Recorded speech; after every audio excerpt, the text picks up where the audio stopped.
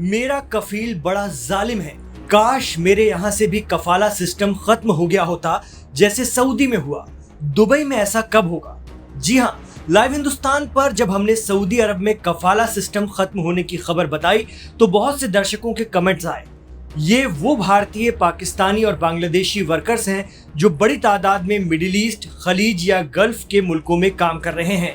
Gulf countries यानी Saudi, Kuwait, Qatar, Bahrain, Oman और UAE में कफाला सिस्टम के चंगुल में वो लोग आ जाते हैं जो यहाँ अच्छी रोजी रोटी कमाने की चाहत में पहुंचते हैं। लेकिन सऊदी अरब के क्राउन प्रिंस मोहम्मद बिन सलमान अल सऊद की पहल पर वहाँ कफाला सिस्टम पूरी तरह खत्म कर दिया गया है। हमारे बहुत से दर्शक बता रहे हैं कि वहाँ तो पहले से ही बंद था, लेकिन ऐसा नहीं है। इसका ऐलान बहुत पहले कर दिया गया था, जिसके चलते कई कंपनियां और लोग इस पर अमल करना छोड़ चुके थे। लेकिन अब सऊदी सरकार ने आधिकारिक तौर पर कफाला सिस्टम खत्म कर दिया है, यानी लाखों लोगों को कफील की गुलामी से आजादी मिल गई है सऊदी में।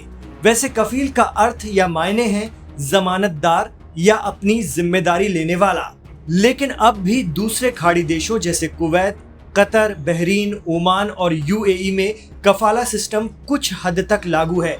कतर में विदेशी वर्कर्स को जॉब बदलने के लिए एनओसी लेना पड़ता है, साथ ही बिना एग्जिट परमिट लिए देश नहीं छोड़ा जा सकता। यूएई में भी कंपनियां तय करती हैं कि गैर मुल्की वर्कर कब तक देश में रहेगा। बहरीन में हालांकि साल 2009 में वर्कर्स के लिए स्पॉन्सरशिप या कफाला सिस्टम में बदलाव किए गए हैं। यहाँ लेबर मार्केट रेगुलेटरी अथॉरिटी है, लेकिन यहाँ वर्कर अभी भी कफील के चंगुल से पूरी तरह आजाद नहीं हो पाए हैं। कुवैत में भी कफाला सिस्टम अब भी चलता है और बहुत से भारतीय वर्कर वहाँ कफील के अंडर में ही काम करने को मजबूर हैं। यहाँ पर भी कफील के हाथों में वर्कर्स के सारे अधिकार होते हैं। वो बिना कफील की इजाजत के ना तो देश छोड़ सकते हैं, न जॉब बदल सकते हैं। बिना बताए जॉब छोड़ने पर गिरफ्तारी हो सकती है।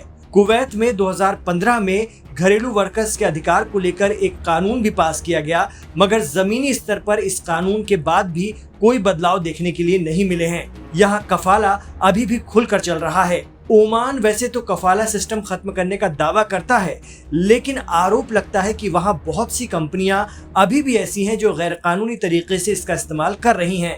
खास तौर पर घरेलू कर्मचारी रखने के लिए तो वहाँ लोग कफाला सिस्टम का ही इस्तेमाल करते हैं, लेकिन उससे उन कर्मचारियों की स्थिति गुलामों की तरह हो जाती है जो अपने कफील की इजाजत के बिना वहाँ अपने लिए कोई फैसला नहीं कर पाते।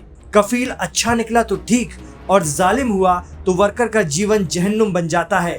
उम्मीद है कि सऊदी के बाद गल्फ के बाकी मुल्क भी सख्ती से कफाला को खत्म करने का फैसला करेंगे, क्योंकि अब सऊदी के बाद इन देशों में भी सरकारों पर इस सिस्टम पर विचार कर इसे खत्म करने का दबाव बनना लाजमी है।